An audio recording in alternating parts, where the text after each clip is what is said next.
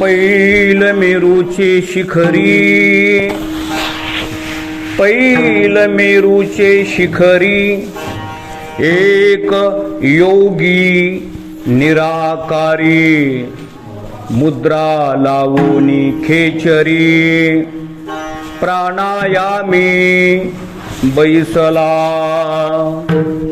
तेने सांडियली माया, तेजियली कंथा काया, मन गेले विलया, ब्रह्मानंदा माझारी, अनुहत ध्वनी नाद, तो पावला परमपद, उन्मनी तुर्या विनोदे, छंदे छंदे डोलतसे, तेने सांडियली माया, त्यजियली कंथा काया, मन गेले विलया, ब्रह्मानंदा माझारी, ज्ञान गोदावरीचे तिरी, स्नान केले पंचाळेश्वरी, ज्ञान देवाच्या अंतरी,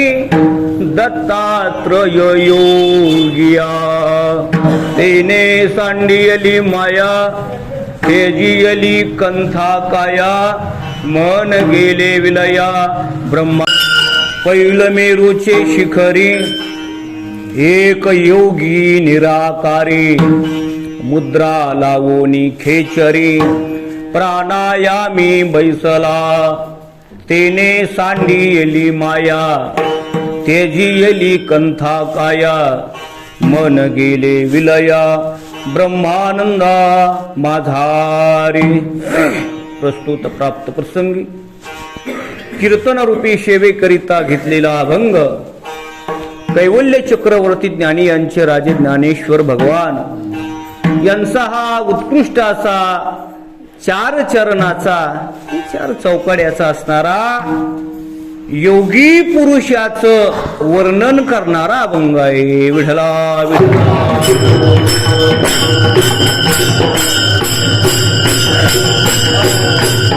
अभंगाच्या द्वारे संत श्रेष्ठ ज्ञानोबाराय योगी पुरुषाच्या योगाने आपला स्वतःचा योगाचा अनुभव या अभंगातून प्रगट केलेला आहे.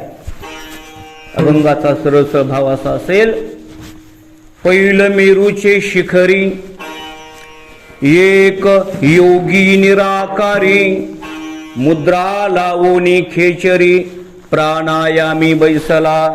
ज्ञानोबाराय म्हणतात की एक असणारा योगी पुरुष एका मेरू पर्वतावर शब्दशार्थ खेचरी मुद्रा लावून प्राणायाम करण्यासाठी तो बसलेला आहे.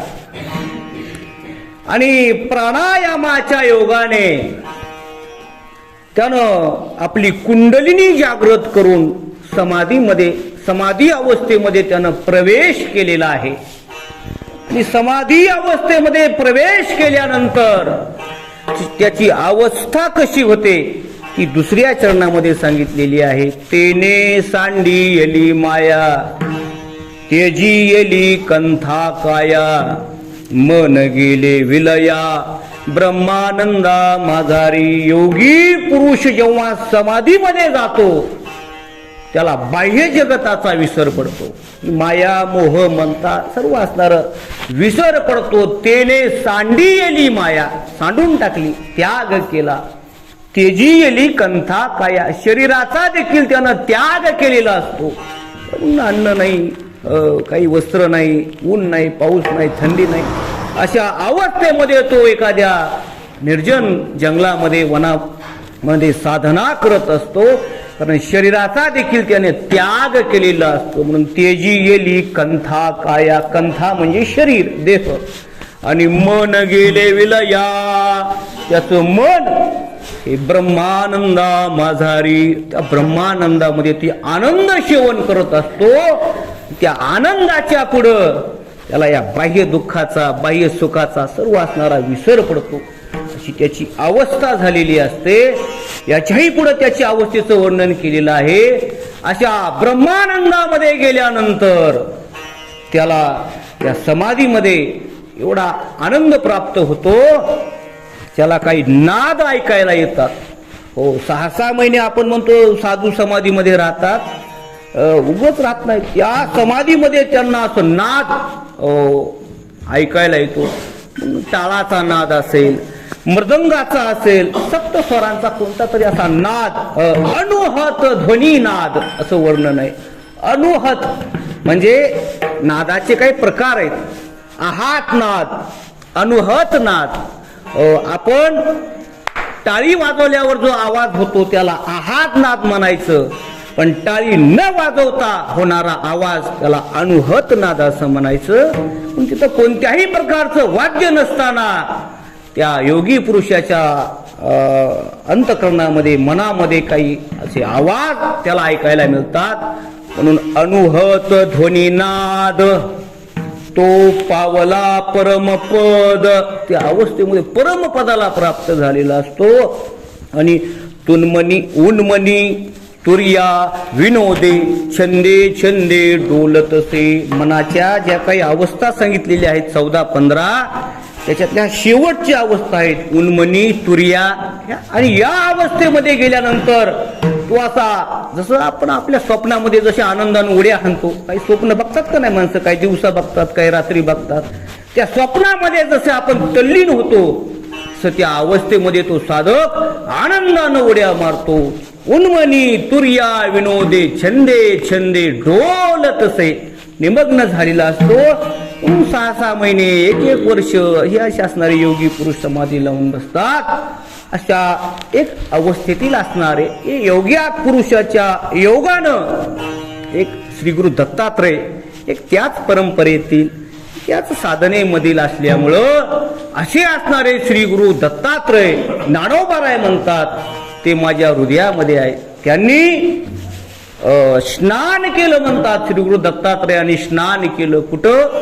ज्ञान गोदावरीचे तिरी. ज्ञानरूपी तीर्थामध्ये स्नान केलं. ज्ञानरूपी तीर्थामध्ये स्नान केलं.